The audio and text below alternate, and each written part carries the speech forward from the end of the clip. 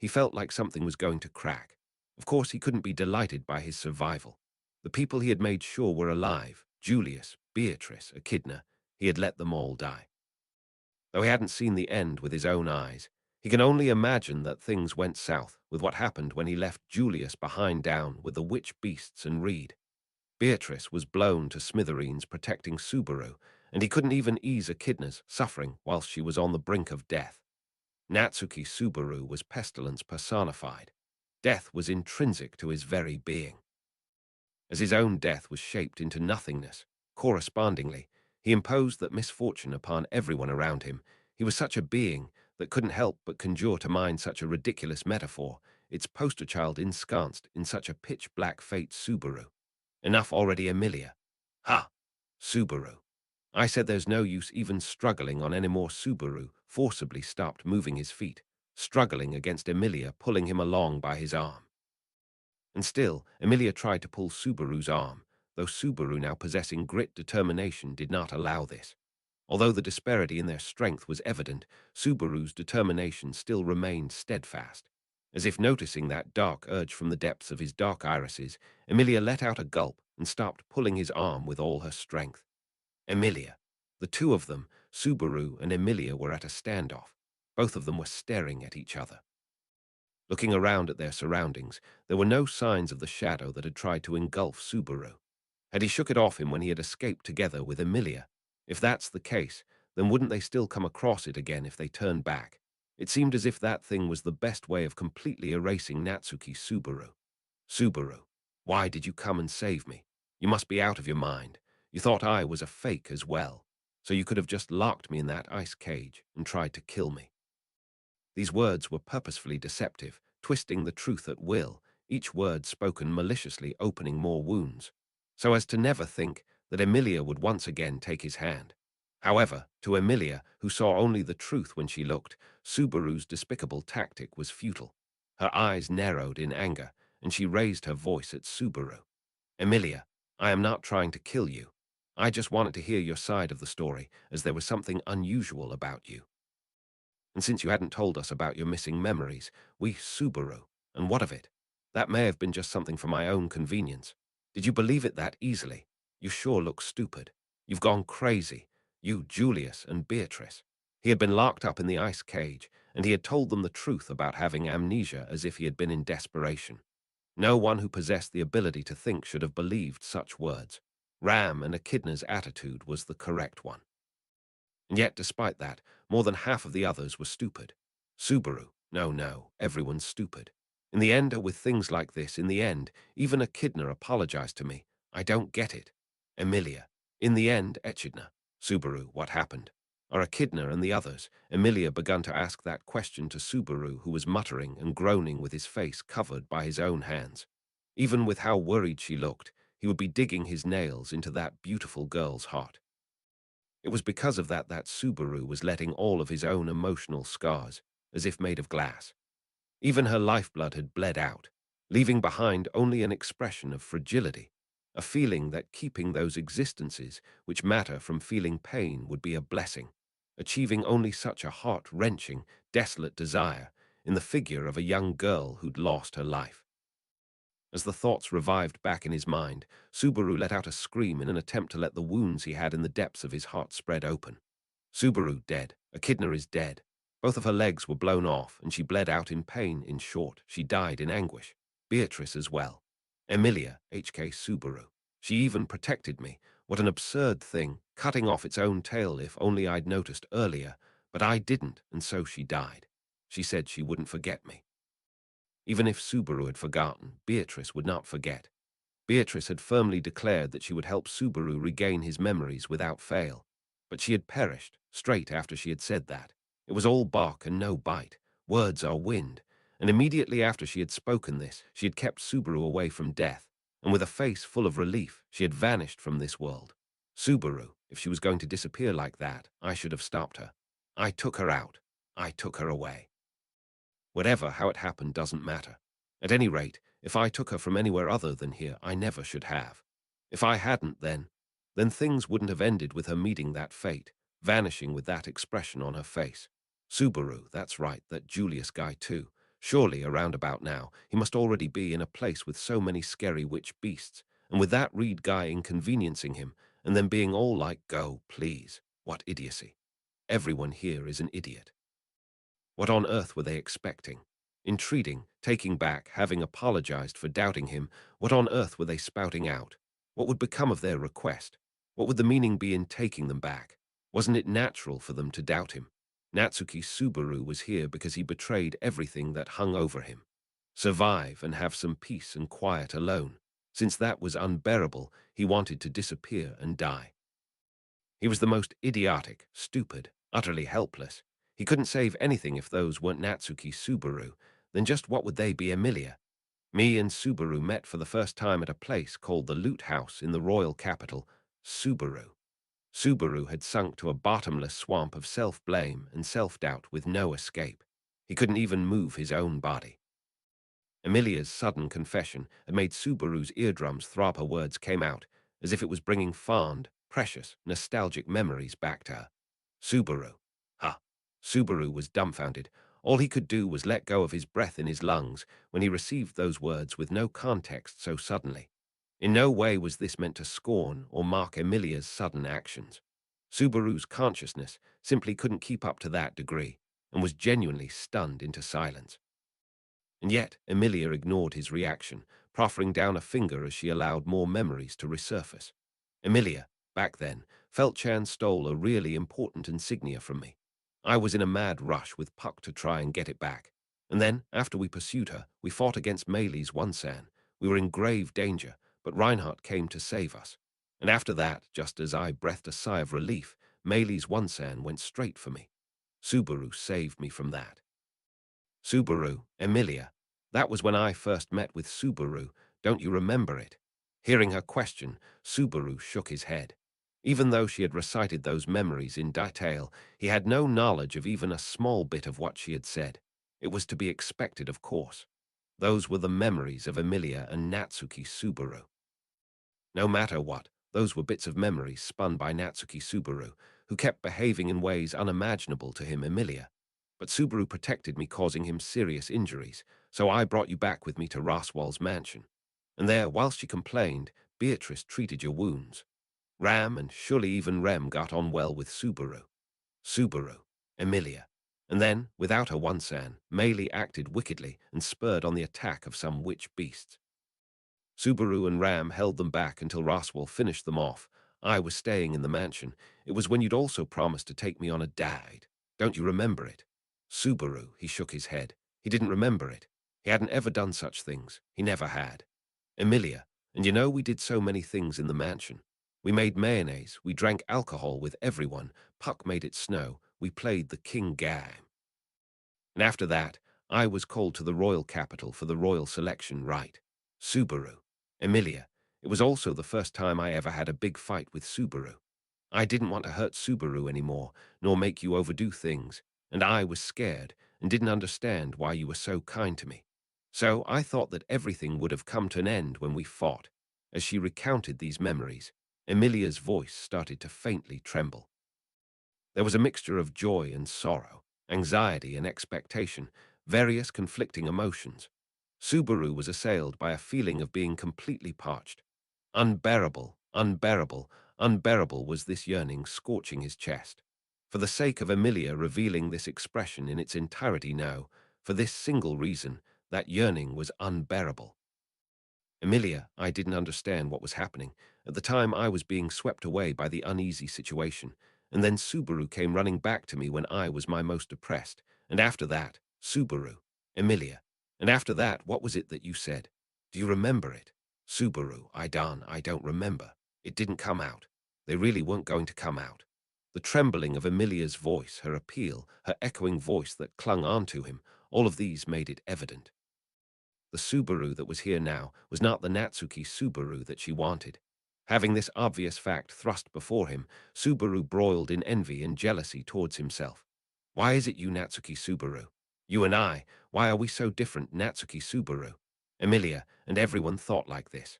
Return the real Natsuki Subaru. The Natsuki Subaru right now, just drop dead. For how much longer will it be you the one present in this place? Such should be what they were thinking, hurting, suffering, lamenting. And yet Emilia, but I remember everything. I remember what Subaru promised me, and what Subaru told me, and what Subaru has done. I remember everything. Joy and hope were lodged in that smile, so that both sadness and anxiety would never have been there. Seeing Emilia's smile, Subaru's lips trembled. There was nothing. It was nowhere. Everything he had said, everything he had done, everything he had promised. Inside of this body, inside of this head, inside of this heart, at the depths of his soul, there was nothing. And so he said, Subaru, I don't remember. I don't even remember it. Who are you? Who are you? Who are you all? Who are you all talking about? He exploded. Some time ago, with Beatrice and Echidna, he had let himself burst into a fit of emotions, and once again he also shouted this here. Emilia, faced with his bellow, Emilia widened her amethyst eyes. All the while still gazing at her, Subaru rapidly blinked his eyes, clearing away the hot tears that had welled up there. With an even dirtier voice which strove to preserve a malicious tone, he continued to bellow, Subaru, putting your life on the line for someone else's sake, springing into action straight away for someone else's sake, running so to give it your all for someone else's sake, accomplishing something by risking my life for someone else's sake. Can there be such things? Can I do such things? To hear all of Emilia's recollections, and reply that he couldn't remember, unable to answer Beatrice's question before she vanished, still bearing that regret in his heart, he'd listened to Emilia gently, almost convincingly, talk about her memories. Julius entrusted in him, Beatrice believed in him, Echidna forgave him, Emilia desired him. All of that for Natsuki Subaru, the one that had been summoned to this parallel world, the real him, Subaru, don't joke about. Such a guy cannot be Natsuki Subaru. There was no way that someone could entrust their wishes to Natsuki Subaru. Subaru, I know all too well, about how pathetic and disgusting and helpless and what a rotten bastard Natsuki Subaru is. There was no way that anyone could believe in Natsuki Subaru in his heart. Subaru, who are you actually looking at? What are you talking about? Such a guy is nowhere to be seen. Everything is a downright lie. The things that Guy showed, the things that Guy said, everything. It was just random crap that he spouted out from his mouth. There isn't any value in believing in it. There was no way that someone could pardon Natsuki Subaru from his sins. Subaru, you think there's any value in Natsuki Subaru? Natsuki Subaru is scum. He's a useless, rotten bastard. I know this better than anyone else. Like hell, anyone would want Natsuki Subaru to be along with them. Subaru, there was no worth. There was no worth or anything to be desired anywhere. Natsuki Subaru was pestilence personified. No matter whom it may be, everything just amounted to wounds, loss, and death. Thus, let's end it. Emilia and everyone else needed not get hurt anymore because of that guy. Subaru. It doesn't have to be me. He merely did mutter those words. It didn't have to be himself, no. It'd be way better if it wasn't Natsuki Subaru. Why did they entrust things to a man who couldn't do anything? Why did they believe in him? Why did they forgive him? Why did they desire him? There should be more ways for them to manage things better. There should be someone else to help them manage things better. Even if that someone was the Natsuki Subaru that everyone wished for, he was nowhere to be found anymore. Natsuki Subaru was a pretense that he never possessed from the beginning. A vain being. Subaru, someone like me, just disregard and toss me away. Someone smarter than me, someone stronger than me will turn up. I am, he said that he couldn't do anything. It was just this sense of sheer helplessness that overwhelmed Natsuki Subaru. Everyone has their lot in life, one appropriate to them. He wanted everyone to understand that. Subaru was unqualified to walk next to Emilia and the others. He was unqualified to be desired by them. He was neither strong nor smart. They needed not desire to have such a Subaru around. Therefore he would Emilia, my name is Emilia, just Emilia, Subaru, ha. Having spat out his sheer sense of helplessness, with his heart dominated by the things he wanted to spit out as he spiraled towards hollowness, the bell-like voice rang out, like a surprise attack, causing him to let out a sound. Subaru. He didn't understand the meaning of those words. No, not the meaning. It was her intention that he didn't understand. Lifting his head up, Subaru looked at the person who had introduced herself as Emilia standing right in front of him. She had her hand on top of her ample chest. Within her big, round, amethyst eyes, Subaru could see his own figure reflected. His breath was taken away by their shimmer. Emilia continued on with her speech, right in front of Subaru. Emilia, There are so many things I have to tell you, and so many things I have to ask you. Many, many, many things. But right now I have to hear just one thing. Subaru, Emilia, Julius, Beatrice, and Echidna. And now I've taken you by the hand, by running away together. I wanted to protect you at any cost. I didn't want you to die, so by doing that. Emilia closed her eyes and plunged into thought, full of emotion. After a few seconds, she broke off her speech. He could see that various emotions were coursing through her chest. These even included her feelings of anxiety for her companions who weren't here. Emilia's cherry blossom lips quivered with those emotions fresh in her mind. Emilia, you who have made us feel that way, who are you? Subaru. Emilia, please, let me hear your name. At Emilia's question, the very depths of his heart shook within his chest. The manifestation of her intentions weren't to deny the Natsuki Subaru in front of her eyes or to recover the old Subaru. They were an affirmation of Natsuki Subaru. Subaru, the one before us is a fake. Return the real Natsuki Subaru to us. Words along those lines, behavior along those lines, resentment along those lines would have been easier to bear. Because it was nothing other than something Subaru had desired himself. He still preferred the side of those who said that his self-standing in front of their eyes was a fake, that they wanted him to return Natsuki Subaru. The ones who said that to him, the ones who wished that from him, the ones who tormented him with that, he still preferred their side. But it was Emilia that no, not just her. Up until here, everyone who had spoken to Natsuki Subaru had implored the same thing, irrespective of whether he was strong or weak. Thus, even if he let himself be seen so shamefully and couldn't help forgetting everything, he still hadn't changed. By their words, by their behavior, by their life, they showed their need for Natsuki Subaru. Why, Emilia, Subaru, why are you here, Natsuki Subaru? What can that guy do? What do you expect from him? He didn't understand it. In just this overwhelming despair, in their helpless numerical inferiority, what would happen if Natsuki Subaru was there? In what way would the situation improve? Could they break through this? Subaru, a weak, dumb, miserable, spineless guy, what do you even see in him? Emilia, maybe it's as you say. Emilia cast her eyes down at Subaru, entreating her with this rather than denying, shaking her head begrudgingly. Her eyes were bordered by long eyelashes. Her voice, ever so reminiscent of a silver bell, tickled his heart. Everything about Emilia seemed to be a linchpin that tied Natsuki Subaru to this world. Yet despite that out-of-place, powerful emotion, certainly one connected to Subaru's own heart, Emilia continued. Emilia, there are plenty of people stronger than Subaru, and surely there are many people smarter than Subaru. But I prefer to be with you, Subaru, no matter what time. I believe that Subaru will do so for me, thus do I wish. After all. Subaru, Emilia, after all, if you're going to help me anyways, having it be someone I like would make me so much happier than someone who just does it because they're there and can.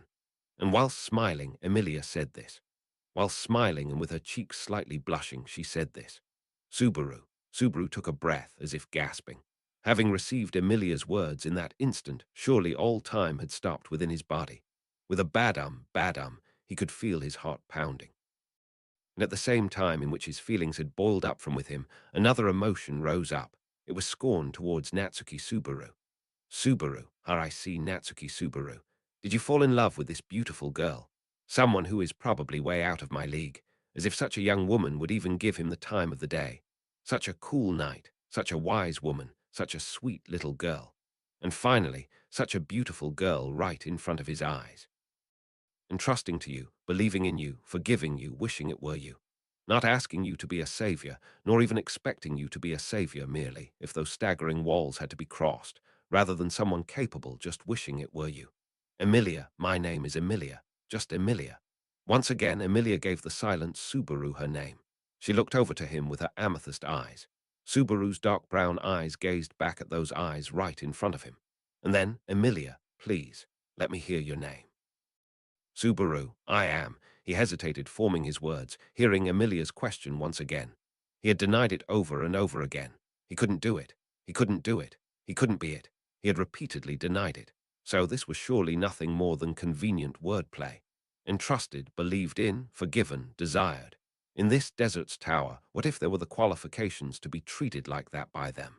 In this desert's tower, What if there was someone that could save Emilia and the others? If that was Natsuki Subaru, then if that Natsuki Subaru was nowhere to be found, Subaru. My name is Natsuki Subaru. Emilia, Subaru, entrusted by Julius, believed in by Beatrice, forgiven by Echidna, desired by Emilia by you. If that man's name is Natsuki Subaru, then, TL note, desired throughout this chapter is like in the implored or wished sense, not sexually before anyone gets any ideas. The black-haired boy answered the young woman with the glimmering silver hair, staring with his dark brown eyes into her amethyst ones. To the question that had quivered from her cherry blossom lips, his blood-stained lips answered back, Subaru, I am Natsuki Subaru. Right now, feeble, without strength, mind and body racked by despair, but still he declared it.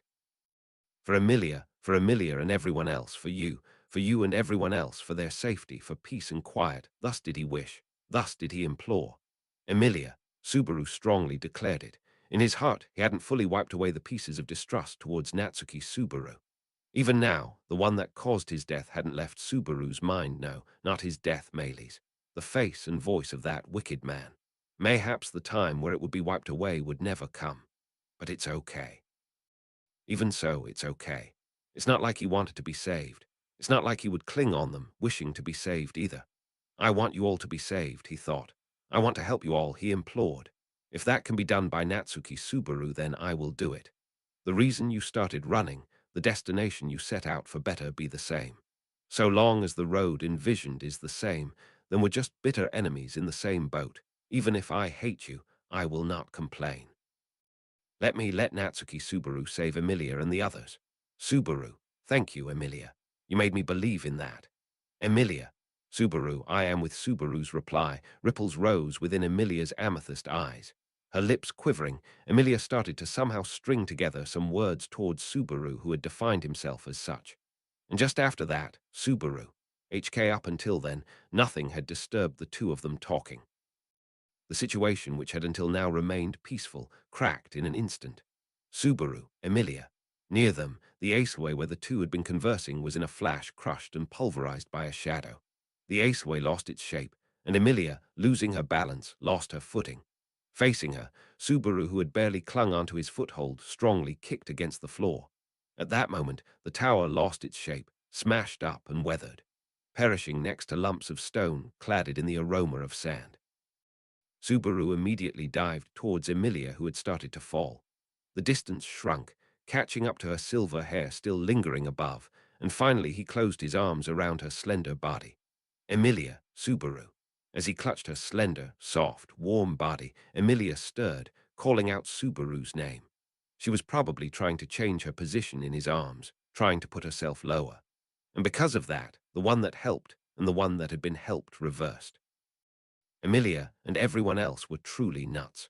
But alas, Emilia's effort had been completely useless in this situation. Emilia, with her back to the ground, unable to see where she was falling to, probably didn't get the swing of things. It was neither the hard floor of the tower, nor the sprawling sand dunes outside that would come to meet Subaru and her. It would be the pitch-black shadows wrapping this tower that would lead to the end of everything. So the two of them would end up being swallowed by the shadow whilst embracing each other just like that. No, the opposite. This surely would become the beginning. That which they'd started once, he would start once again right here, from the end, anew. For that reason, he would make a promise. Right here in this world, in this place, he would make the words he exchanged with Emilia real. Having been saved, having wished of wanting to save them. Let's start from the end, holding all of that. The time for sputtering and babbling was over. Infatuation like a curse is nice, isn't it? It's what I always wanted. He didn't know whether Natsuki Subaru was worthy of being loved. But since the requirements needed to be loved by Emilia, and everyone else were there even if they still forget, even if they don't remember the words you told me in this ending world, in this world beginning anew. Even if they still forget, even if they don't remember the words that I struck in you all, in this ending world, in this world beginning anew. I will remember. I will remember everything. Because even now, even if I have to cling on to them, I will not forget them. Subaru, even if you forget, I will not forget any of you. Always remember Natsuki Subaru. The shadow drew ever closer, its darkness engulfing Emilia and Subaru. Just like that, Emilia and Natsuki Subaru were sinking towards the depths of the shadows. Metempsychosis, everything was coming apart, everything was becoming zero, the end was coming as expected. And it began in the place where everything became zero. A battle to kill Natsuki Subaru and bring back Natsuki Subaru. Arc 6, Chapter 55. You Who Awaits the Snowmelt. Translated by Archbishop. You Archbishop 17 fan art created by Art Source. All rights belong to TAPPEI Nagatsuki, the original author of Ray. Zero starting a life in a different world from Zero. This is a translation of the free Japanese web novel into English Japanese web novel source. A Japanese letter BLACK, murky, distant, dense, deep, weighty, bitter darkness was what was present. Japanese letter, coarsely. Like all things negative of this world were being blended into a heterogeneous mixture. He felt such cumbrous, choking darkness thickly coiling upon his entire body. His face, his body, his limbs, his supposed skin were all corrupted by that darkness, and oozily it soaked into his blood, and accompanying that was a sense of discomfort, as if calling upon his thirst. Imaginable or not, it felt as if all leftover parts of his body were covered with scabs. His skin became taut, and the feeling of it not even feeling like the skin of a human upon touch reversed, for the fingers that would touch the scabs were covered with scabs themselves, and he lost understanding of the form of his true self. Japanese letter, NO, what he truly couldn't understand was not merely his outward appearance. Japanese letter, something further in the interior, as if his essence. Otherwise what should likely be named as his soul. Losing its form, the state of his own soul, at the end of the repetition of this sheerly hopeless straying, he felt as if fingers were coming into view from those fragments. As his reaction to those appearing fingers was covered in scabs, as aforementioned, rendered futile, perhaps it could be said to be merely uneasiness, and something greater, repugnance, as if they things someone could possibly grasp. Japanese letter, was the self he seeked, truly present ahead. Before he was pulled in, the moment he had reached here, didn't a completely new self of his take shape. Though it was queer imagination, it was not something completely implausible. The truth is, the happenings within his body gave a sudden sense of abruptness inclined towards that and brought about impracticality. Grasping that as his own affair, accepting the trial which posed in front of him, he seeked the spectacle which lay ahead of overcoming it. Japanese letter, FOR just that. Just how much time had he devoted? Japanese letter, that is why he felt a heavy sense of uneasiness. Should he really go ahead of this point? Was the place in which he would be received, accepted, seeked, truly there? Entrustment, forgiveness, faith, wishing, his self which had engaged in all those, was it truly present there? Japanese letter, I love you. Japanese letter, SUCH incomparable uneasiness, was melted by the voice which felt as if it was leading the way and fading away. Japanese letter, WHITE,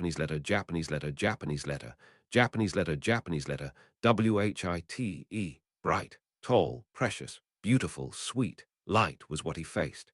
And that soul was Natsuki Subaru WRS Japanese letter.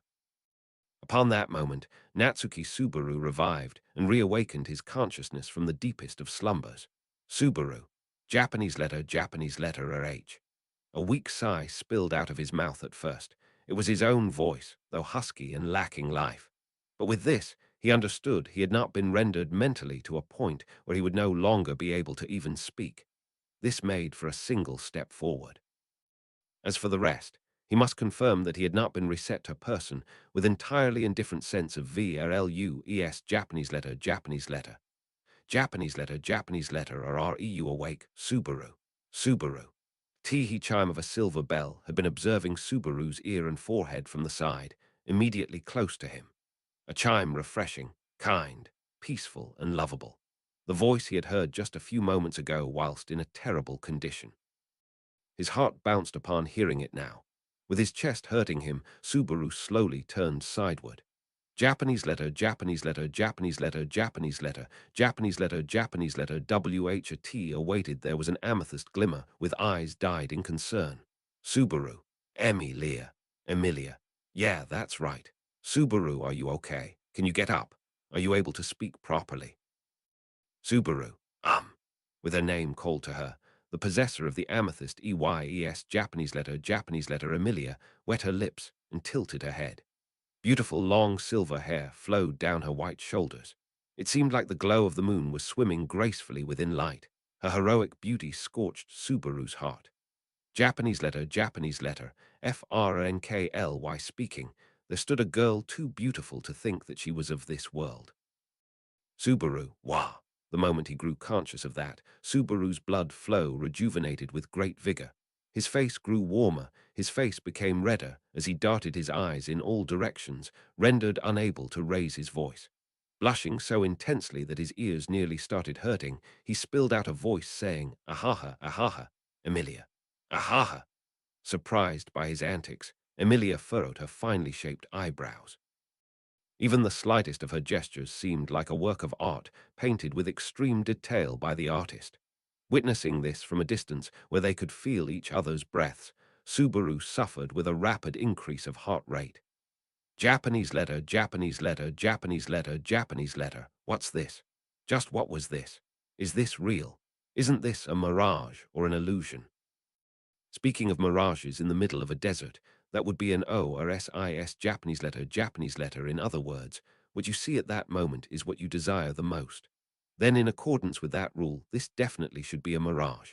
What an extravagant ILLUSION Japanese letter. Emilia, hey, are you okay, Subaru? Something's wrong after all. You were collapsed after all. Subaru, bah. Emilia, see, you just said bah. Subaru was caught up in a vortex of confusion as the reversed palm on his forehead trembled.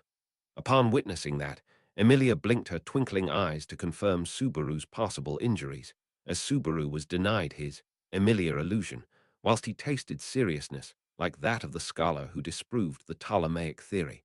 However, he certainly did feel the sensation of contact. Reality affirmed her existence. And not only did it affirm that Emilia truly existed, but also that his self was Natsuki Subaru. And above her LL Japanese letter, WHTS with this conversing while ignoring Betty. Stop it, I suppose. Geez, it isn't just Emilia who's worried, in fact. Subaru. Japanese letter, tilde HK. Opposite to Emilia, a young voice, seemingly displeased, echoed and turned around. He leapt towards the turned figure, who belonged to a young girl with puffed-up cheeks. Subaru. Beatrice. Beatrice. That's quite the low voice, I suppose. As if you can't believe Betty is here, your expression speaks the same, in fact. Accepting the faint call, Beatrice relaxed her furrowed eyebrows. Though her words were harsh, her voice had a tint of concern and relief. The relief for Subaru waking up, and the concern for Subaru collapsing. Giving that impression, Beatrice's a TTITUDE Japanese letter no. Her entire existence jolted Subaru's heart. In other WORDS Japanese letter, Beatrice. Nya! Grabbing Beatrice's figure, Subaru immediately pulled her light body towards his chest. Light.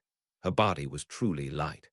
Unable to resist upon his sudden action, Beatrice was completely engulfed within Subaru's arms as her eyes encircled. Atop the emerald bed covered with vines and creepers, with all his strength Subaru confirmed her existence.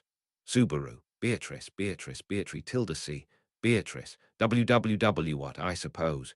What happened, in fact? This is too sudden. Subaru, you really have such a calming face. Cuteness that's seemingly welcoming someone back to his parents' home. I'll fall for you. Beatrice, what, that better not be a compliment, in fact. Hugging her and viewing Beatrice's face, Subaru said earnestly. Becoming redder due to his actions and words, Beatrice put her palm on Subaru's face with strength. As the young girl's tiny fingers touched his cheek and ear, whilst tasting cute pain, Subaru truly felt the existence of the young girl named Beatrice with certainty. Emilia. Geez. Subaru, don't start fooling around immediately after waking up. We don't even know why you collapsed, yet. Feeling slightly left out, So spoke Emilia sharply towards Subaru, who was busy hugging Beatrice. Concerned for Subaru's body, Emilia tried to grab his shoulder, but then stopped. Emilia, Japanese letter S-U-B-R-R-U.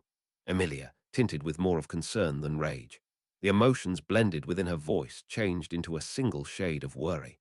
Her eyes, painted with surprise, were looking at Subaru, whom she had tried to grasp. The shoulder of Subaru, who was faintly trembling and crying. Subaru.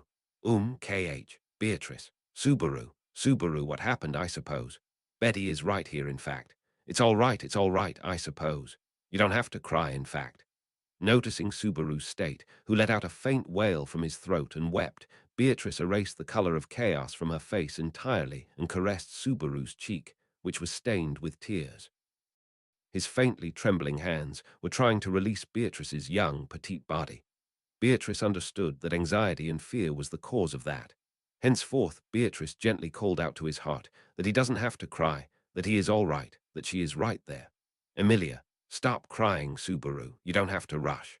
Slowly, take a deep breath, calm down. Beatrice and I are both right here with you. Just like Beatrice, Emilia consoled Subaru on top of the bed. Her hand, which had earlier halted in hesitation, now touched Subaru's shoulder. Emilia's voice, like the chime of a silver bell, respected Subaru's actions and determinations. Japanese letter, Japanese letter, Japanese letter, Japanese letter. The two's existences and ways did not change. The sublime too did not change, even within a world where everything had been brought to ruin, where everything had been lost irrecoverably. They still gave precedence to others, to Subaru instead of themselves, even whilst they stood at the door of death. Having confirmed that, having recognized that, this time for sure, he shall work to push through. Natsuki Subaru, in order to regain everything as Natsuki Subaru, Japanese letter, Subaru. I've returned. A crying voice accompanied with a disheveled attitude, though he had been in other situations which could not have been more pathetic, more disgraceful. Japanese letter, and a T-S-U-K-I Subaru commenced a new loop in order to rescue everything. Subaru. And so, it seems that I actually lost my memories in the library of TAPPEI. I get that this may not mesh well for everyone in a lot of ways, and thus quite a problem, but please understand. Japanese letter, Japanese letter, Japanese letter, Japanese letter. On the breakfast table, Subaru courteously bowed his head down before all of his comrades, who were sitting in a circle. Such explosive words of Subaru's triggered all kinds of reactions amongst everyone. Even so, the most prominent of them was confusion. Mayhem or grief had seemingly been postponed to later. Emilia, everyone is Ria Tilda Ellie worried for Subaru. But Subaru is utmost worried for us so. Ram. Emilia-sama may say so, but by Subaru's side, Emilia followed up with a concerned yet understanding expression. However, Emilia's words were viewed skeptically by Ram. She folded her own arms and glared at Subaru with her light crimson eyes. Ram doesn't see that Barusu is the one who's utmost worried. Rather, Barusu, what is this farce? Subaru, it's not a farce. I'm speaking my heart out about my concern and the truth, Ria Tilda Ellie, honestly. My chest is about to burst from the idea of being stubborn and not telling about it, considering the tragedy that brings. Japanese letter, Japanese letter, Japanese letter, Japanese letter. Ram's glare became increasingly suspicious upon Subaru's response, as he answered with a grim expression. Emilia made a hurried response to the two's severe exchange, having heard the situation moments beforehand in the green room.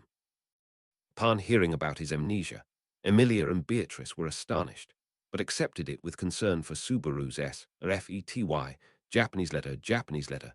The sequence followed the footsteps of what had happened previously this time as well, and he had asked her to provide backup to him whilst he opened his heart out.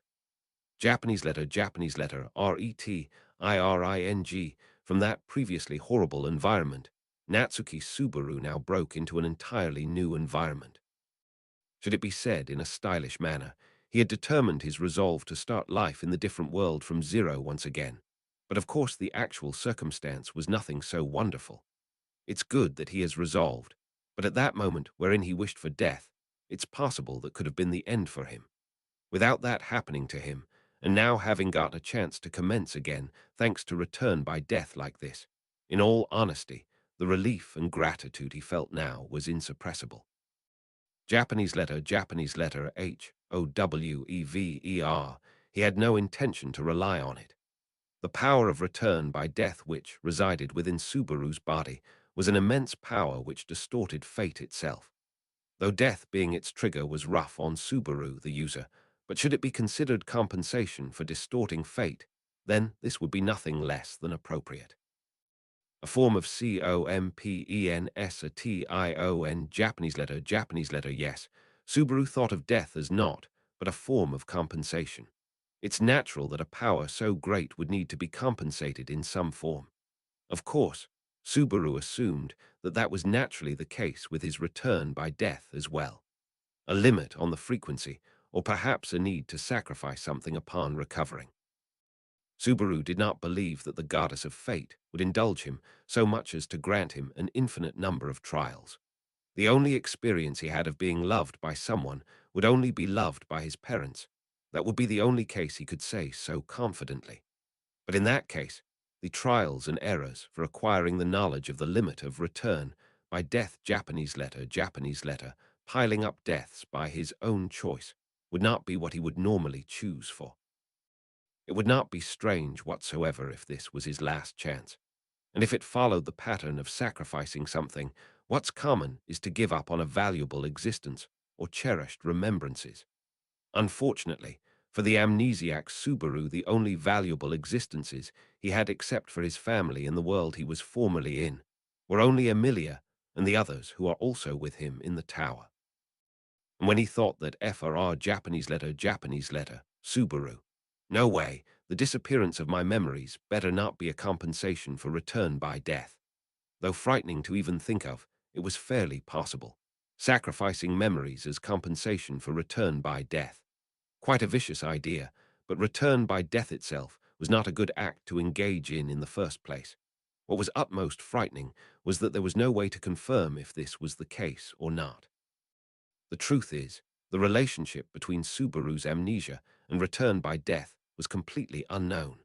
For the moment, having realized his amnesia, Subaru, who had already died 4 times, had not affirmed his memory loss within his sphere of what all he could gain a grasp on. His memories after his start of waking up in the tower while on the way back from the convenience store were VIVID Japanese letter, Ram. Hey, are you listening, Barusu? Ram's voice, sharp like a blade, brought Subaru back to reality after him having gotten completely lost in his thoughts. Upon her gaze, Subaru spilled out a voice from his throat saying, WH, Subaru. Yeah, I'm listening. I know I surprised you. This is way too sudden and I understand that you won't believe it, but, Ram, but, Subaru. Beatrice. Subaru has no reason to say such a duplicitous lie, in fact. Ram must also be holding at least that much trust in Subaru's plans, I suppose. Beatrice responded to Ram in Subaru's stead while he was busy choosing his words. Having heard the situation back in the green room, she was entirely on Subaru's side as she now sat beside him. Ram. Beatrice. What Emilia said isn't wholly false either, in fact. Having lost his memories, the one who's the most worried is Subaru, I suppose. That's why he was even crying like a little kid, in fact. Subaru. Talking about that episode makes it so much more embarrassing.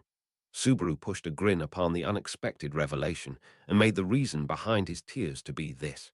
It actually was due to the fact that he had returned by death, that he was able to reunite with them, that he had been granted a chance to redo. Those tears had many factors to them, but tears are ultimately tears. It's meaningless to investigate the reason behind a man's tears. Regardless, his gratitude to Beatrice, as she now sided with him, was insuppressible.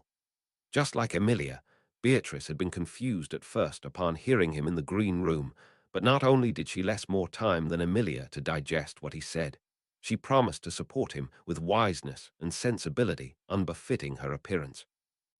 Japanese letter, REMINDED of the transient relief he had shown her, and the words, taking outside, which Beatrice had said at the very end last time. Subaru felt agony like his heart was being strangled by chains. Just what did Natsuki Subaru do to Beatrice? He felt guilty relying on her faith despite not being aware of that. But he must accept it as a matter of course. he admonished himself. Subaru, to be honest, it would be a bit unreasonable to reject the theory of me having no reason to lie so directly about having lost my memories, but I want you to just digest that. Ram, digest that, you say, Subaru. On top of that, let's talk about something constructive. Luckily, my present self is facing forward. I give a large welcome to talking about advancing forward. But if you have something to say, then I'll properly listen to it. Under the cover of Beatrice's comments, Subaru said so and bowed his head once again. In order to follow up with Subaru, Emilia also bowed her head, saying, "Please, trust him." Japanese letter, Japanese letter, Japanese letter, Japanese letter. Witnessing Emilia, Beatrice, and Subaru's meek attitudes, even Ram was unable to pronounce words of rebuttal. Although, even if they make an angry response, it would only be natural and reasonable. Of course, it wasn't just Ram who was impacted by Subaru's avouched amnesia. Just because she made the most striking reaction, the reactions of the people besides RRM, Japanese letter, Echidna, Julius, and Shawla's reaction also aligned with what Subaru had already experienced twice. Japanese letter, Japanese letter, Japanese letter, Japanese letter. In all honesty, his reunion with Emilia and Beatrice alone had been quite something. But the moment he saw and reunited with everyone present altogether in this place, Subaru's heart received a fierce jolt. Julius, whom he had left on the lower floor along with Reed. Echidna, who had gotten both of her legs blown off and lost her life while apologizing for doubting Subaru. Shawla, who did not show her form amidst all of that mayhem and chaos. And finally, Ram, who directed the utmost powerful suspicion towards Subaru and did not meet him again thereafter. Everyone was here.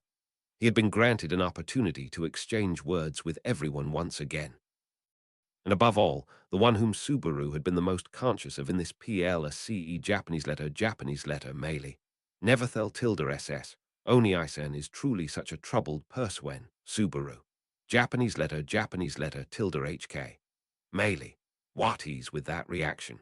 Making a face like you've met a dead person, isn't it T tilde horribly rude? So recited the young girl, not too surprised by what Subaru had said. With her dark blue hair tied into a braid, the young killer wearing a stylish black OUTFIT Japanese letter, Meili.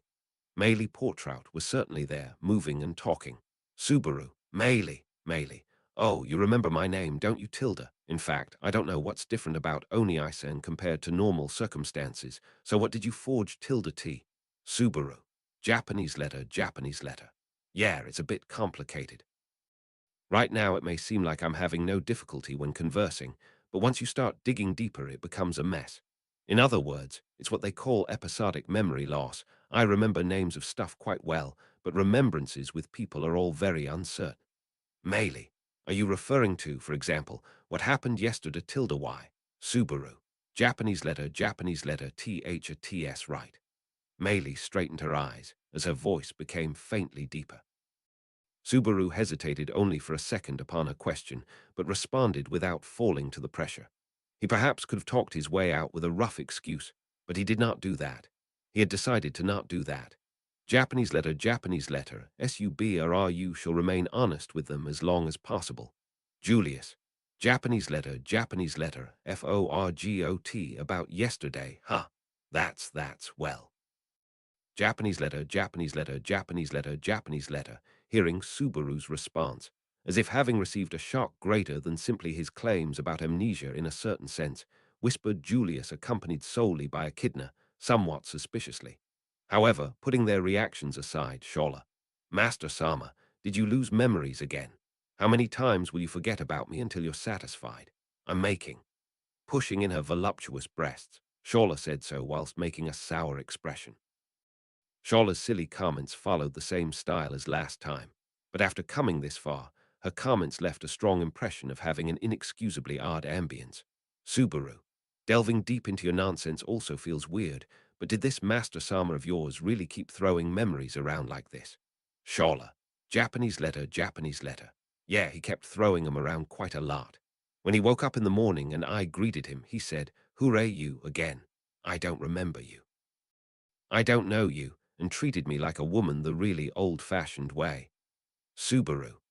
If it's at that level, then it's difficult to determine if it was just a bad joke or what. Though only an assumption, but if Subaru got closer to Shawla and in ordinary life hereafter, that kind of a frivolous exchange seems really possible. However, Subaru was aware that there existed a self of his who lost his memories and concealed that from Emilia and the others, and chose not to speak of him losing his memories. Deceiving that he had lost his memories under the cover of pretending it to be a bad joke would also be a move that existed, though by his own perspective, that would be deathly difficult. And since he had indeed died 4 times, this wouldn't be a joke either. Echidna. The aforementioned amnesia is understood. I wouldn't say it's something that won't take any time to fully accept, but if there are things like traps which are capable of possibly triggering this phenomenon, then it seems it would be better to act while keeping that in consideration. Subaru. The place with the highest possibility as the crime scene is the library of Tegeta, where Emilia-chan found me collapsed. It seems like the place with the most history, too. Emilia-chan, Subaru. Japanese letter, Japanese letter. Echidna commenced the discussion with a serious expression, and Subaru nodded in agreement. However, in the midst of it, Emilia's lonesome mumble left quite an impression. Previously, she had shown reactions with this expression in the middle of conversing with Subaru several times as well. In the end, the reason for it yet remained unclear. Was he perhaps overlooking something fatal? Japanese letter, T was frightening. Subaru, Japanese letter, NYWY, everyone, sorry for surprising you all. I think it's pointless to tell you all to suddenly accept it and continue on at the same pace. Let's take a break for now. In that time, I'll go draw water with Ram or something. Putting forward that suggestion, Subaru stood up. Ram raised her eyebrows upon what he said, whilst Emilia and Beatrice looked at Subaru anxiously. However, nodding to the two's look, Subaru turned his black eyes towards Ram. Subaru. Let's go, Ram. Japanese letter, YOU were just making a face as if calling me to fetch water with you. Ram. Japanese letter, FILTHY. Averting her gaze, Ram whispered in response to Subaru's invitation. Ram. So, what was the meaning of that farce earlier? Now that you've taken Ram out like this, you intend to talk about it now, right? With a bucket in her hand, Ram and Subaru headed to the water well away from the place of assembly. And once judging that they had taken sufficient distance from Emilia and the others, Ram fired her question. Her not accepting Subaru's claims regarding amnesia whatsoever is something which happened each round. She was not being simply stubborn or being skeptical of the evidence, but she had a further important reason behind it. Japanese letter, THE existence of Ram's beloved younger sister, who remained asleep. In concern for her, Ram was unable to accept Subaru's amnesia. That was why she persistently denied Subaru's amnesia. He didn't know any particulars, but surely Subaru had some sort of a connection with Rem when she was awake, and that had been an immense support for Ram, for her existence as the elder sister. That is WHY Japanese letter, Ram. Kindly stop entrusting too many important roles on Emilia Sama or Beatrice Sama. Beatrice Sama aside, it would be far too heavy a burden for Emilia Sama. That is why it would be appreciated if you involve Ram now. The details are, Subaru. Japanese letter, RRM. It's true that I've lost my memories. Neither is it a lie, nor a plan. Ram tried to be relied upon. Clinging onto that fine thread, however, Subaru must deny her. Japanese letter, Ram's words were interrupted by Subaru's straightforward remark, and she narrowed her eyes. Levitating within her light crimson eyes was confusion, FERR Japanese letter, and rage. Rage which could scorch and burn Subaru's soul, and the reason for its existence were her suspicions for Natsuki Subaru. Subaru, I've lost my memories. I have a grasp on the names and relationships of everyone within the tower, but I can't remember a single thing aside from that. That's also true. Ram, kindly stop. Subaru, I did talk to Emilia and Beatrice earlier, but I conveyed them the same thing. I have nothing else to convey. Right now, my hands are all empty. Ram, kindly stop, Barusu. If you say anything more than that, Subaru, I know that we came to this tower to regain a lot of things which were robbed away from us, that were in the midst of the trial too. That's all. My intention is, Ram, Barusu, if you say anything more than this. Subaru, about Rem too, I have Ram. BRUSU Japanese letter, Japanese letter. Subaru heartbreakingly conveyed to Ram that he had forgot, denoting that she denied it, that she didn't want to listen to Subaru's words with her attitude. And upon hearing Subaru's apology, Ram grabbed Subaru as an expression of her rage. Subaru, goo! With his collars grasped, his back was thrown onto the wall. With unbelievable physical strength stemming from her build, Ram pinned Subaru and glared at him from a close distance. He understood that the fire within her light crimson eyes was trying to scorch Subaru and Ram herself. The instant this fire scorches SUBRU Japanese letter no, scorches Ram, the tragedy will be repeated. Ram, what's your intention, saying such a stupid lie? Subaru, it's not a lie. For me, lying to you is, Ram, so you're saying you've not lied. Then what should be done according to you? That Ram should trust you. That Barusu forgot Rem. Something so ridiculous. Subaru, Ram, further sharpening her eyes. Ram scowled at Subaru from a distance, so close their lips could touch each other. Finally, Subaru noticed that fire was not so much made up of rage as much as it was made of tears. Her conflict went far deeper than what Subaru could ever imagine. Subaru finally managed to grasp that, after repeating 4 times. How prudent does one have to be to think it was possible to understand the emotions, the wounds others harbored in their chest? Subaru came to realize this after repeating the same foul play 4 times, whilst Emilia and the others realized at once, which seemed dazzling to him. Unable to merely be scorched by that dazzle, SUBRU Japanese letter, Subaru. Japanese letter, I will get Rem back for sure. Ram. Japanese letter, tilde HK. Glaring back into the light crimson eyes, Subaru poured strength into his throat and conveyed clearly. Upon hearing that, Ram's eyes widened once again in surprise, but her rage concealed that. Ram, how can you talk? About getting her back or whatever, Barusu, you forgot about Rem, didn't you? Subaru, but still, I'll get her back. Rem, my memories, the goal behind coming to this tower, accomplishing and regaining everything without leaving a single thing, will all go back together. Japanese letter, IT as a matter of course, that I'd guarantee at least that.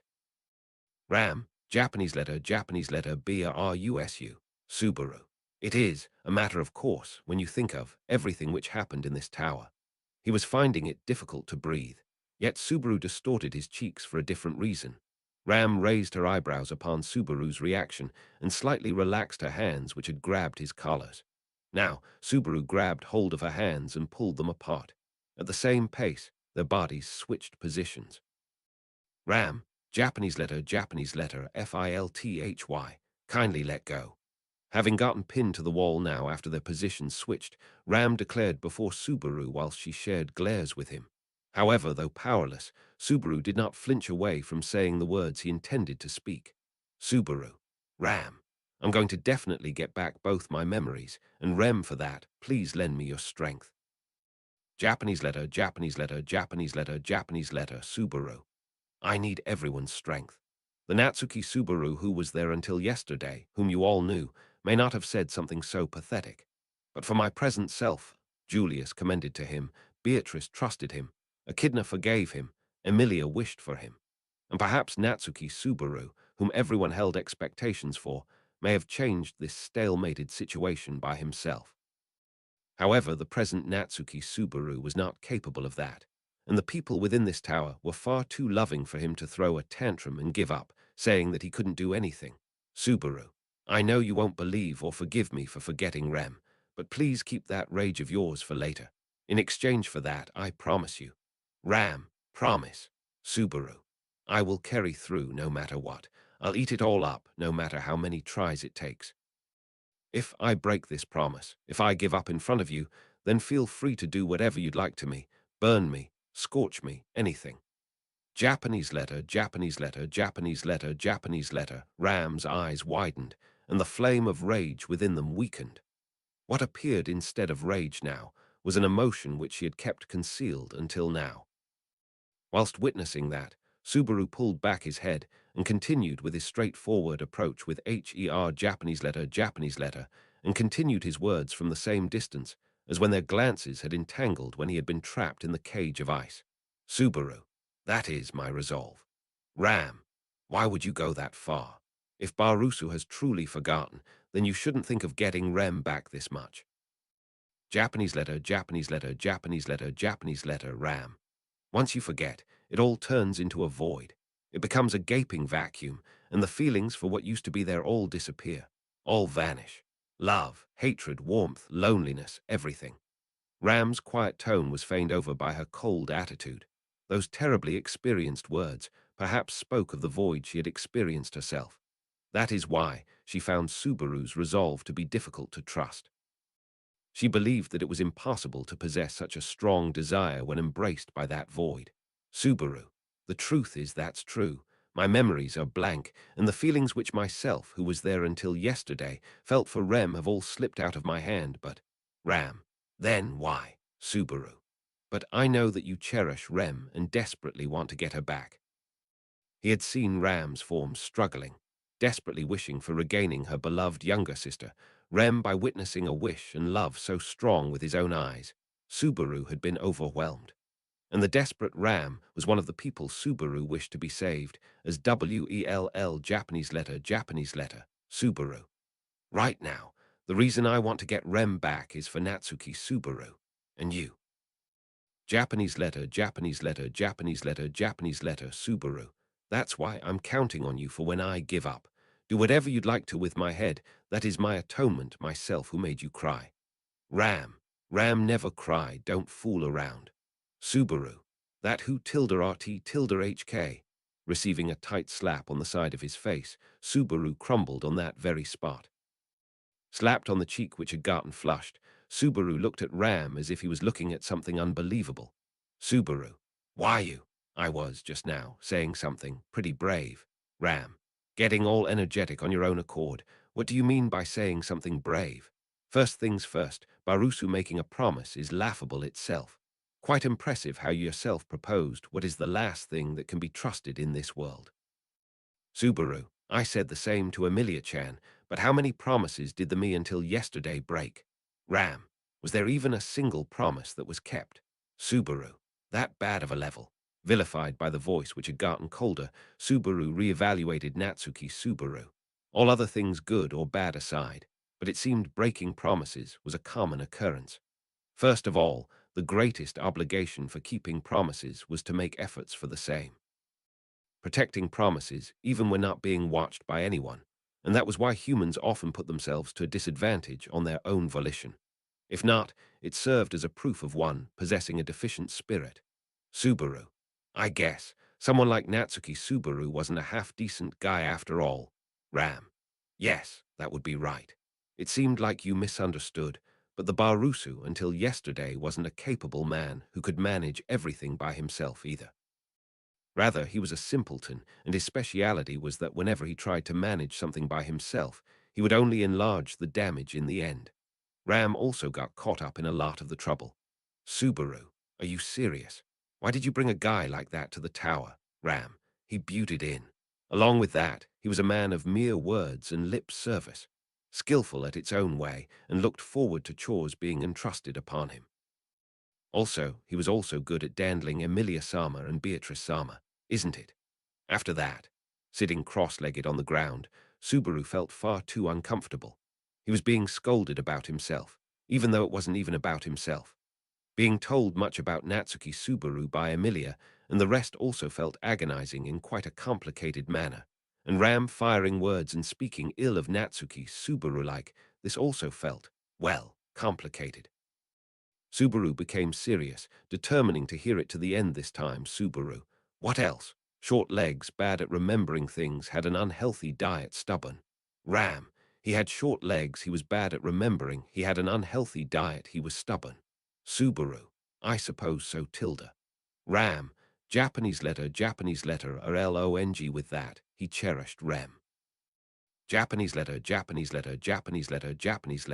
Suddenly, her tone changed, and colors were painted into Ram's cold voice.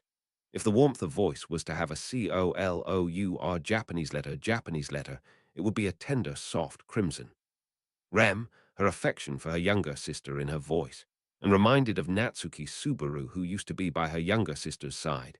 She showed a glimpse of tender love, which shall never disappear, such that Subaru hallucinated that soft crimson was the color of kindness. Ram, Barusu, Japanese letter, did you truly forget Rem, Subaru? Yeah. Ram's eyes were reflecting Subaru, and she never averted them, truly respectable. In this kind of a scene, made to hear the words he did not want to hear, Subaru would probably avert his eyes. Yet Ram didn't try to avert her gaze even once. Ram, Barusu. Japanese letter, you will really remember Rem again, right? Subaru. Yeah, I'll remember her again. And not just Rem, but everything else too. Ram. It won't be the worst even if you don't remember everything else. Kindly remember just Rem again. Subaru, don't be absurd. Let me remember everything again. Ram, saying it once again. Kindly remember just Rem again, even if you need to die for it. Subaru. Yeah, I swear. Japanese letter, even if I die, I will remember everything again. Remember everything again, even if he has to die, quite literally. What did Natsuki Subaru see, hear, feel, established to come this far in this different world? Japanese letter, NATSUKI Subaru shall recover all of it. Ram. All right, you're free to go this time. Upon hearing his response, the intimidating air surrounding Ram suddenly disappeared. Sensing that, Subaru asked, "Are you sure?" whilst remaining on the floor. Subaru, I know I requested this, but are you really fine with just this? Ram, you're a man, aren't you? Kindly accept it head on. Barusu's resolve has been heard.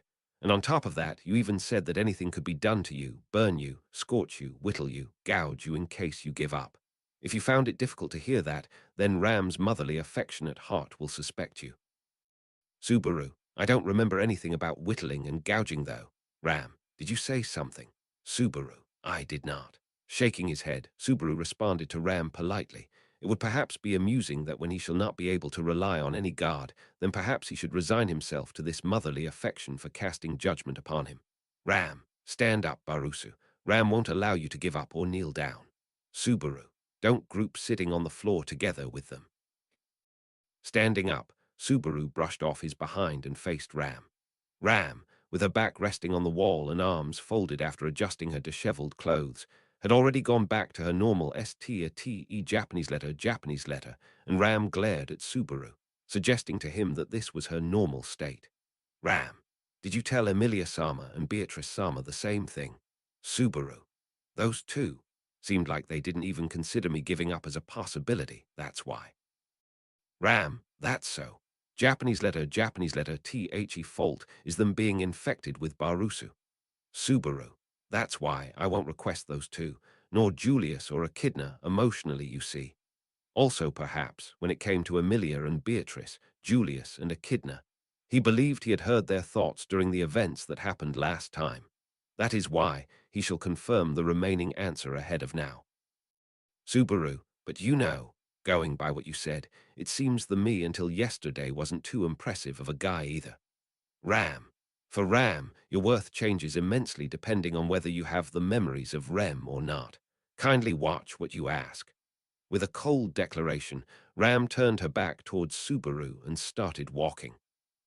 The two weren't really supposed to have the time to stop their feet whilst fetching water, but they did not want to worry Emilia and the others unnecessarily if they returned empty-handed.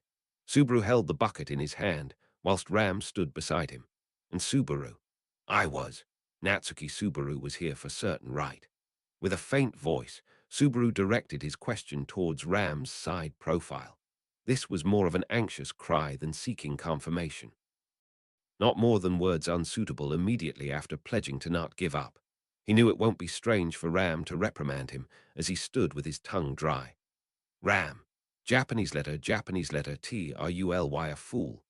However, without doing anything of such sort, and without halting her feet, Ram disparaged Subaru in seeming affection. Ram, right now, it has just momentarily become invisible. It just feels like it's lost, due to being under the depth of a variety of things which had been accumulated. Like flowers buried under the cold snow, Once the season of snowmelt arrives, they shall be visible once again. Japanese letter, Surely. That's all there is to it. Yes. Subaru could not show his current expression to Ram, who was hiding her own. Immediately after acting so boldly, he could never show her an expression this pathetic. That is why Ram's way, as she remained quiet without even attempting to look at him, at this moment truly seemed like a mother's affection to Subaru. The situation had largely CHRNGED Japanese letter, or so he wanted to think, but the changes were not so great. This was not the first time Subaru had opened his heart out after losing his memories, and the impact everyone felt is also a spectacle he had witnessed.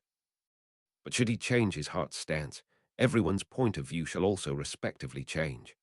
Last time, Subaru much distrusted Emilia and the others, and that was due to several factors such as their actions, attitudes, and words, firmly believing that they had all been plotting something. However, upon doing away with those misgivings, he realized that their actions, attitudes, and words were all in concern for him, and he rebuked himself. In other words, they restrained themselves to make sure Subaru was not made to feel anxious. Suspecting their actions was a problem entirely on Subaru's part. Subaru, let's do it properly. Do it properly, Natsuki Subaru. Telling himself so, Subaru glanced at his palm. The cause of the disappearance of Subaru's memories was highly likely to be in Tegeta. Though walking through the trial was also important, investigating the cause behind this amnesia was also urgent business. There was no guarantee that it may not eventually develop into a ridiculous situation where everyone forgot each other and greeted each other saying, "Hello, who might you be?" upon seeing each other. And the truth was, he very much had the flexibility to proceed with it all slowly. Subaru. Last time, and the time before that too, everything in the tower was a total mess. Last time, Subaru had successively discovered the dead bodies of Emilia and the OTHERS Japanese letter no, of everyone except Emilia and Beatrice. Last time was different. He got to witness the deaths of his comrades with his own eyes, and his heart fell into desolation and ruin. However, all of those abnormalities were disasters which should occur within the tower not so far into the future. As one who was aware of the damage these disasters cause, Subaru must try to stop them from happening. For that purpose, he shall dedicate all the strength he possessed. Japanese letter THATSY first, Subaru will. Japanese letter. A faint breath was present behind Subaru, who was standing at a great height. A moderate level of attempt to conceal existence, sensing it was possible if one was conscious of it. Perceiving the foul play thanks to the knowledge he possessed beforehand, he turned his body around just on the verge. Japanese letter tilde HK. Subaru. Whoops, that was dangerous. Japanese letter DONT fall down instead of me. Striking the two hands stretched out, his opponent's body pitched forward. Subaru instantaneously grasped the stretched out hand to make sure nobody fell. That body was light. Lightness befitting the appearance of the young GIRL Japanese letter, yes. Calling her a young girl would be adequate. Subaru. All right, let's talk. Japanese letter, ILL, have you take responsibility for killing me? Saying so, Subaru smiled at the young girl whose elbow he had GRSPED Japanese letter melee, commencing the climax of this mystery of catching the criminal who pushed him off twice in the past. Arc 6, Chapter 56, Talking About What Awaits. Translated by Archbishop, proofread by Furuta, review Ice Nana art source, modified by Furuta, art used melee, art used Subaru. All rights belong to TAPPEI Nagatsuki, the original author of Ray. Zero, starting a life in a different world from zero. This is a translation of the free Japanese web novel into English Japanese web novel source. Japanese letter, possessing the hazardous intent to make him lose balance and fall down the spiral staircase. The GIRL Japanese letter melee, looked on in surprise. Closing his dark eyes, Subaru could not help but grumble upon this situation, a turn of events he had predicted but doubted halfway through. He was glad that by using return by death, he was able to eventually prevent this tragedy from happening. This was also proof that this young girl had been the one to push Subaru's back twice in the past, in different timelines. To think that the criminal who had pushed Subaru from a height and into his DOOM Japanese letter, who had been killed by the very hands of Natsuki Subaru previously, was Meili Patrout. Meili. Responsibility for killing me, huh? There you go again saying stra tilde and g things, Oni-san.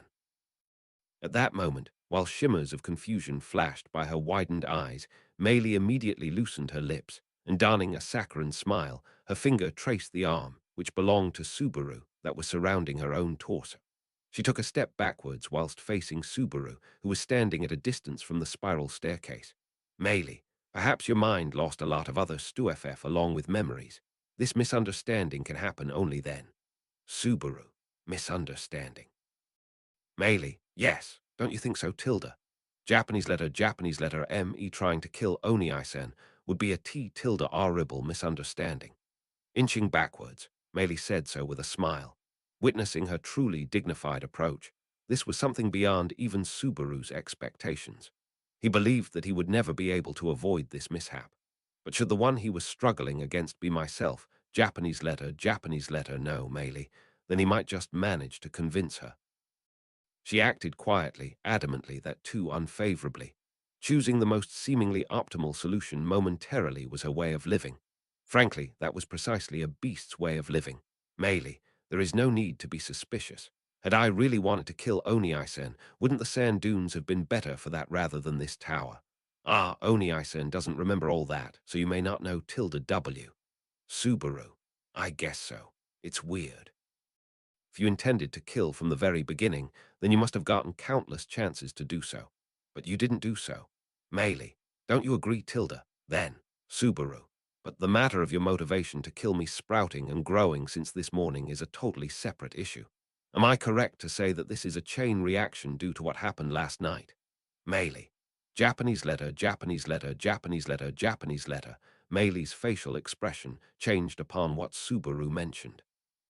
She sealed her lips, erased her smile, and then took a deep sigh, and shrugged her shoulders with an unfavorable attitude, unfitting of her appearance. Meili, could it be I have been trapped into this awkward situation, I suppose? Subaru, what do you mean by awkward situation? Meili, isn't that what you tried? Lying about your memory loss to see whether I would push off Oni-san, to eliminate any obstacles that you may have on your side, to see how useful I was in this tower. This would be the perfect time and chance to do so. The girl, who tried to reaffirm the authenticity of the situation, was displeased by her disadvantageous position. Certainly, up to this point she had displayed no malice whatsoever on her part, but it was also true that Subaru knew how Meili would act beforehand. Even if she shall deny it, the evidence against Meili shan't be altered. However, there were some things that could be said clearly. Those BEING Japanese letter Meili. Well, what exactly should I do, Tilda? Since everything has already come this far, should I try resisting and running away from here? Especially when those bad animal chans aren't here, even I can get away from Oni-san by my's tilde LF. Subaru, don't get me wrong, Meili. My memory loss isn't a lie for deceiving you.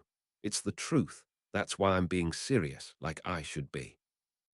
Meili, that's that. I actually did doubt whether you were lying or not, boo tilde T. In the end, what is it that Oni-san wants to do? Do you think I believe it just because I'm not retaliating in respo tilde NSC? Subaru.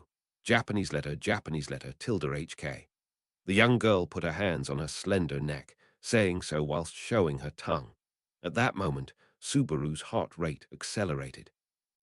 However, ironically enough, it was a metaphor for simply killing, not something as ridiculous as Meili remembering her own death. With that conviction, the young female assassin gestured her capability to deal serious damage to Subaru's heart. That's why Subaru did not intend to let her act on that conviction. BUT Japanese letter, Meili. Actually, I really don't recommend using ways of killing that take a low tilde ng time. I do have methods that don't require much suffering, but Oni-san is pretty bad at hiding stuff, Subaru. Japanese letter I don't intend to kill or hurt you. Even after this, tomorrow onward as well, whatever awaits, I intend to treat you the same way as I have done till now. Meili. Ha! Meili once again changed her expression, hearing Subaru's response. However, this was unlike the change that had come upon her when she had opted for the optimal solution for the immediate situation. Meili's expression was filled with obvious dismay as she looked at Subaru with eyes that could not comprehend what he was saying. Upon that gaze, Subaru nodded. Subaru, fortunately, your crime was prevented beforehand, and so if we were to keep it a secret, it'll all be fine. Even if you just think of killing me through some different method, all I'll have to do is prevent that as well. Although all this undeniably leaves a bad taste in my mouth. Really bad. Meili. What are you, Subaru? But at least, did you get it this time? Doing something to me is an incredibly huge risk for you. If you're going to say, but still, and continue, then, at the very least, let's just talk properly. If you're still dissatisfied, I'll hear as much as Meili. Dissatisfied? Dissatisfied, you say? Abruptly, Meili murmured with a quiet and shivering voice. Afterwards, she sharpened her lips. Meili, what's dissatisfying is this situatio tilde n. I can't believe it. Subaru was saying all this in order to persuade her into making a moderate decision. Following up with that, Meili shouted, with her eyes looking at Subaru as if she were looking at something unbelievable. Meili, can't believe it, can't believe it, I can't believe it. Whilst she pronounced so, her hands busily toyed with her braid. It was visibly evident to Subaru that she had gotten perplexed regarding her own mental self-defense, and that this was a SIGN Japanese letter, a sign of dependence on someone who had the same hairstyle. Meili, Oni-san has no idea about what I tried to do right now tilde W. If that's wrong then, it's stra tilde and G. If that's wrong then. With words filled with frustration, Meili's attitude was unnaturally desperate. This was Subaru's first time seeing Meili so disturb Japanese letter no. Rather, he had first seen her like this in her Book of the Dead. After what she had done last night, encountering Subaru in Tegeta, and after having a conversation with Natsuki Subaru, she had decided to kill the amnesiac Natsuki Subaru. However, this plan of murder, carried out in such a hurry, would have been a double-edged sword for her too. Although Subaru would have been pushed off to death, ignorant, how did she plan to escape the allegations of murder that could be placed upon her after Subaru's death? It was probably possible to cover it up as just an ACCIDENT Japanese letter, or perhaps not. Should it be Emilia, Beatrice, Ram, or any of the others? By now, Subaru knew that they would not let his death slide by without even trying to uncover the truth behind it.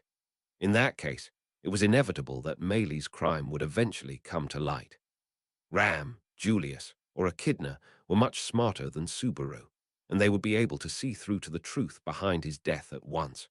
It was unimaginable to think that Meili had never taken that into her consideration. That's why this Japanese letter, Subaru. This is just a desperate urge of yours. You just have a habit of murder. You don't even consider other factors for solving issues. That isn't your fault. Meili, Japanese letter, tilde HK. Don't talk like you understand tilde ND. What does Oni-san? What do you Japanese letter? What do you know about me? Subaru. Japanese letter, I do know. Meili, Japanese letter, Meili, grinding her teeth, stiffened herself as if she had been doused in cold water. Looking straight at Meili, Subaru assertively declared, Subaru. Meili, I know about you. I know it may sound pretty creepy, but I may even know more about you than the only other two people in this world that know about you, you know. Upon Subaru's shrug, Meili's worry intensified. Believing that it was completely obvious. However, at the same time, Subaru was looking for a way to convey that undeniable truth Japanese letter. He was struggling with the twisted self-love in the back of his chest. He shall remember my never-ending temptation. A whispering voice seemed to echo right before Natsuki Subaru took any action, repeatedly tempting Subaru to solve his problems through murder, the worst course of action packed with cowardice. By reading her Book of the Dead, the ghost of the dead Meili Potrout and its temptations had returned to haunt Natsuki Japanese letter, Subaru. Japanese letter, Japanese letter. No, that's not it. Shaking his head, Subaru then pondered over what the girl he had killed had done. During all this time, something had happened, visibly evident from the confusion and frustration of the girl standing before him. Above all, recalling what Subaru had seen about Meili in her Book of the Dead. Considering what Meili had suffered through, it could never be said that she became simply murderous. This was not the same Meili as the one in her Book of the Dead. That was something Subaru's soft heart was somewhat sure about. After all, upon that evidence, the girl with that voice did not show herself to Subaru. Japanese letter, Japanese letter, Japanese letter, Japanese letter. Putting it terribly straightforwardly, Subaru had lived through the life of Meili by the Book of the Dead. This was her mindset in normal daily life Japanese letter, creating an impression, establishing a way of action. However, she never thought of ending someone's life with such lack of fairness and reason. In those days, there was an unquestionable emptiness in Meili's heart, and her experiences increased the fear inside her. But there remained alone something that glimmered within herself, its name Being Japanese letter, Subaru. Japanese letter, ELS a Granhirt. Meili. Japanese letter, tilde HK. Subaru. That is the reason why you tried to kill me, yes. Upon that question, Meili's facial expression distorted with bitterness. That was the rage of getting something sensitive that should never be touched, being PRODDED Japanese letter no, being trampled upon. However, Subaru yet dared to do so. Because, Subaru, remove your shoes when entering someone's house, but rudely walk in while wearing shoes when entering into others' hearts is the rule of the Natsuki household. As one of its members, Subaru climbed into the heart of the young assassin. This was something akin to forcing himself into her HERRT Japanese letter. A murderer of black, whom Subaru did not know, but was familiar with. Just thinking about her gave rise to feelings in the heart, like a desire of relief, longing, sadness, and rage. And EMPTINESS Japanese letter, the feelings that Meili felt for her were extremely complicated, yet extremely simple. Japanese letter, MEILI, longed for Elsa, loved her, and admired her. That's why having her be stolen away gave rise to despair, suffering, hatred, wrath, murderous intent, and despondency. All of the time she had accompanied Subaru and the others in their journey, it had all been for the sake of REVENGE. Japanese letter could not be said for her unskilled self. In fact, it could be said that Meili was very clumsy. A despairing young girl who was ignorant about her own emotions, enough to not know about the depth of the scar in her heart. Japanese letter, a professional assassin who made up her own environment. That's who Meili Potrout was. Subaru, did you want to take revenge? Meili, I don't know tilde W. Subaru, even so Elsa was. Meili, I have no such wish. I am well aware of that. Meili shook her head twice in response to Subaru's question. Subaru understood Meili's feelings, and Meili was also well aware of where Subaru's words were coming from. In this situation, Subaru and Meili stood equal to each other. That's why, filled with sadness and stuck in a dark chamber ignorant of the correct answer, all she could do in order to express her emotions was to act like the assassin she is and murder. At the same time, the hatred that Meili held while remaining trapped in that world left solely that option for her. Despite all this, Meili's desperation for Elsa did not reach its end. For Meili, Elsa may have been a shining light, but that light was far too dazzling for ordinary people to follow. Subaru, I know that you are holding back your feelings, but the answer you're looking for probably cannot be found this way. That's why. Japanese letter, Subaru, leave this place to me. I won't make things worse. At the very least, I'll work hard to make sure things don't get worse, if you believe that. Meili, I can't trust anything which may come out of Oni-Isen's mouth, no matter how forcefully Subaru persuaded. Meili, who was hiding her face, did not nod even slightly.